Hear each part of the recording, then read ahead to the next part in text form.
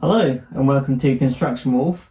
This time we're going to be revisiting the theme of identifying these Series 25 minifigures.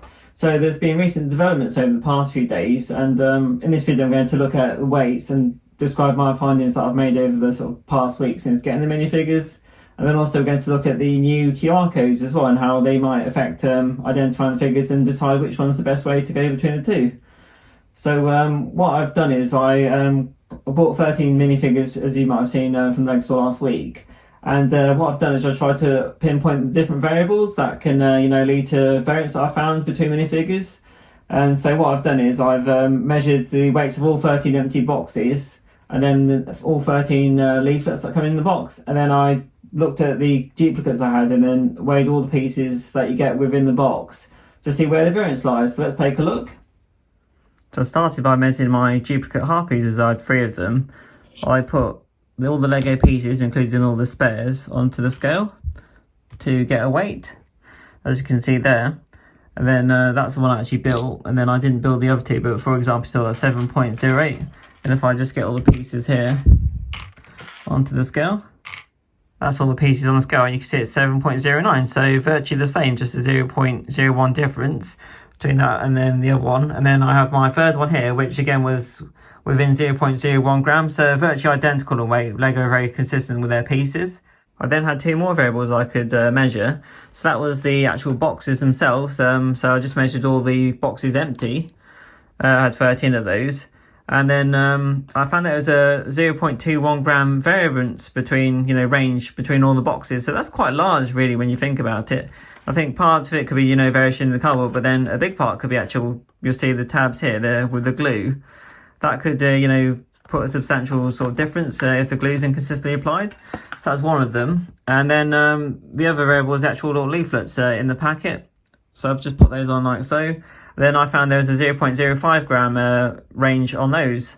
So overall, if you add the ranges for both, that's a 0.26 gram range, which actually can be quite large. If we look at the guide, you see like the Triceratops, the Gamer, the Mushroom Sprite, that could push them into each other's ranges really, and obviously it's going to make it very difficult unless it's right at the end of its range, not overlapping into another one, to identify some of these minifigures. Another issue I had was the actual guide itself was 0.2 to 0.4 grams out, I found, for the weights I had in the UK. So I didn't know the actual weights of the minifigures that I was missing, so I had to sort of approximate what I might be thinking the range might be and account for this and try and see if it overlapped into the ranges of other minifigures and be mindful and try and push it into the extremes of the range where they don't lap. Armed with this knowledge, I therefore then felt ready to go and get the 4 minifigures I was missing, which was the Barbarian, the Fitness Instructor, the Detective and the Vampire Knight. So the middle of the week I went to a place called B&M, but they didn't yet have any minifigures for sale. So I had to wait till Friday to go to a store called Smith Toys. And they fortunately had a very good selection in for me to weigh. So I did the usual where I set up the scales and just went through weighing different boxes until I found 4 that fitted in the range that I thought the minifigs I wanted were in. So I purchased those and went home, and then I had some dinner. And then just afterwards I thought I'd check a few, like normal Lego websites that I check for, just news on what's going on. And then I've seen this story broken about the QR codes on the bottom. There was a newer style code on the bottom that was found to, reveal the contents inside. So I thought, well, this sounds quite interesting. And I've checked the 30 minifigures I'd already unboxed, because I'd already kept them in the boxes, to see if it works. And surprisingly, it worked 100% accurate, so I was well impressed. Fortunately, I didn't open the minifigs I just purchased that day, so I went ahead and sat the barcodes on, and this is what I found. Here's 2 of the 4 boxes I purchased.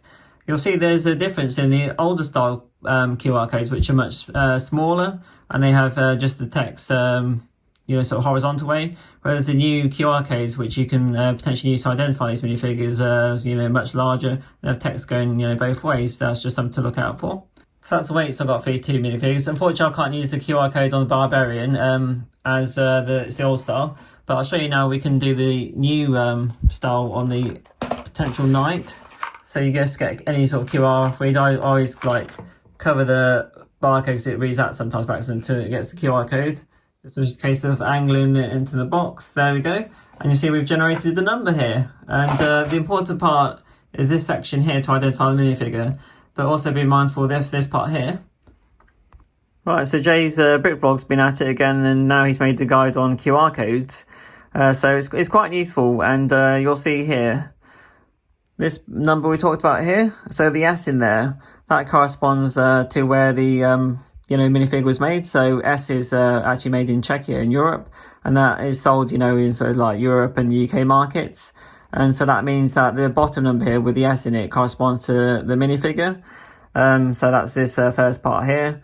And then if it's got an R in it, means it's made in Mexico. So that corresponds to, the sort of American market, Canada, Mexico. And so you'll need the top number here. So if we look at the number we had on our minifigure, so it ends in 871. So we're looking for the S. So that does match up with what we think is the knight. So as my barbarian has the old star QR code, I couldn't use that to identify it. So I just went by trusting the weight. We find out sure if that's right.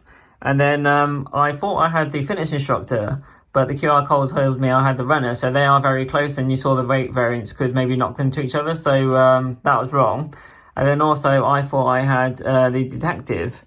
But the QR code told me I unfortunately had another harpy, which I was surprised about. It was about 18.0 something grams, and I was surprised the harpy to get pushed even further into that range from what I saw. So I had two duplicates basically. The next day then I wanted to try and take the ones that I had duplicates of back. So I don't want a fourth harpy, and see if they'd do an exchange for me. So I took them, and they had a good look at the box, and they could see I'm not tampered them anyway, so they were quite happy to, they said just we'll give you a refund, and then you go and pick some more and you can just buy them again. So I did that, but then when I went to the shelves, the stock was much more, sort of decimated within 24 hours really since I'd last been there. And then I looked at the bottom of the boxes, and all that was left here was the old style QR codes.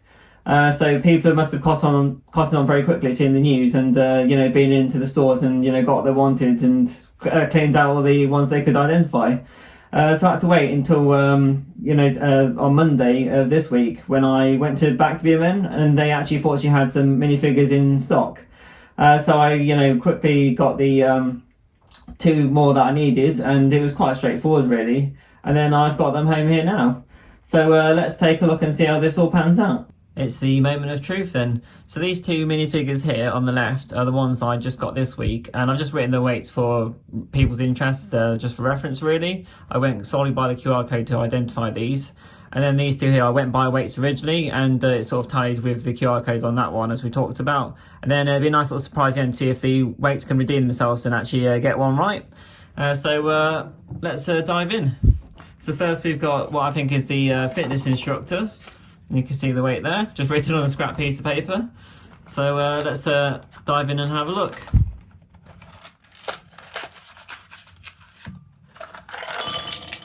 And yeah, that's the fitness instructor there, we can see. You can see a drinks bottle there. There we go, so fitness instructor, so QR code's right. Next up we have what hopefully is the detective. Again, that's just solely identified by this QR code. And yeah, I can see instantly the red herring and the sort of noir grey suit of the detective. So there you go, that's the detective. Next up we have one that actually identified by weighing, as it was in more of a unique range, which is the knight, but the QR code does back up what we think is inside. So let's double check. Feeling pretty confident. So yeah, I can see the shield instantly. Vampire Knight. And finally we have what I think is the Barbarian. As it's the old style smaller QR code, I couldn't use the QR method as we discussed to verify this. So I just went on weight, and it is significantly lighter than anything else I measured, and the Barbarian is supposed to be about sort of 0.3 grams lighter than any other minifigure. So I'm feeling pretty confident on this, but let's see how it goes.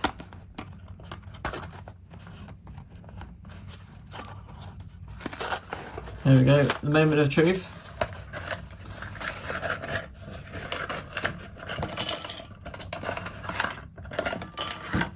Yes, it's the Barbarian. So the weight I did manage to redeem itself slightly. Thought it might be interesting to briefly have a look at the minifigures we've opened today, as I looked at the others last time. So this is the Barbarian. So very sort of angry fashion. She only comes with a sword accessory. That's really nice arm printing. And that's the back. And then you'll see here actually she's got a second face. which is just sort of a more stern look. Here we have the fitness instructor getting a sweat on. Not sure if her dumbbell weight's accurate or not. Then she's got a energy drink there, very toned abs. And then actually on the other side she's got quite a cool tattoo there, very nice arm print detailing. Then she's also got an alternative face as well, which is the sort of determined look there. This is the Vampire Knight minifigure. So a lot of accessories with this figure, with like the cape, I like the red inside, then the printed shield, and then the axe with these nice sort of translucent red pieces. And then if we take the helmet off, you'll see he's got his vampire face there. And then if we go around the back, you'll see, if we look at the back, you see he's got his nice printed bat logo over his cape, and then a sort of red glowing eyes look. And then if we look under the cape, you also see the print detailing on the back as well when I've taken the cape off. And there goes his head rolling away. And finally we have the film noir detective. So the last one we saw was the Vampire Knight, which is one of my favourites. It's a very strong series, and obviously I think the Goat's probably second place. I really wanted the Goat minifigure, but for me this is my first place favourite minifigure of the series. Just really like the sort of idea they had on it with the red herring. It's pretty cool. And his detective, and he comes with his working magnifying glass, which is quite neat. Haven't had one of those before in a set myself. We just spin around, you see he's got his like sort of collar up as well. I just really like the concept of this one, quite a cool idea. So there you have it then, the QR code is currently the most accurate way to identify these minifigures. It's quite an easy method as well. Most people have a smartphone, and then if their phone can't already read QR codes, you can download the free app to do so. And it's just a quick case of then looking and then quickly swiping the code. Much more easier than going through weighing minifigures and comparing weights. And also you'd have to buy a scale like I did in the past as well.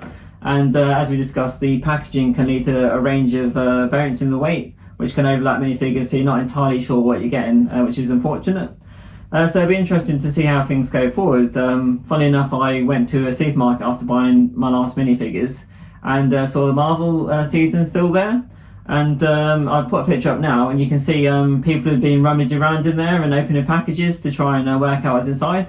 So hopefully with this method of QR codes at the bottom that LEGO put on, that might stop that from happening now. We'll see. It's interesting that LEGO didn't tell anyone about this QR code system, and the hardcore LEGO fans had to work out themselves. But now it's out in the open, it does make it very easy for people to get what they want. Hopefully it won't lead to people scalping the most popular minifigures, because it'd be a shame if people struggle to complete their collections. That wasn't really the case when you could fit inside the bag, relatively easy. So hopefully that won't be the case here. And then we'll just see how it goes. And then you can actually you've still got the blind boxes for the casual fans that want to just buy one or two here and there.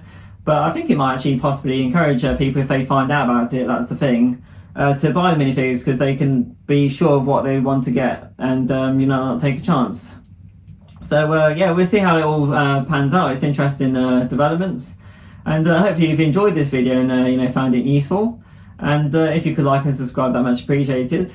And I'd be interested to hear from you how you've been getting on in the comments. Finding the minifigures you want, and which one's your favourite too. So hopefully we'll see you again next time, and it's goodbye from me. Bye.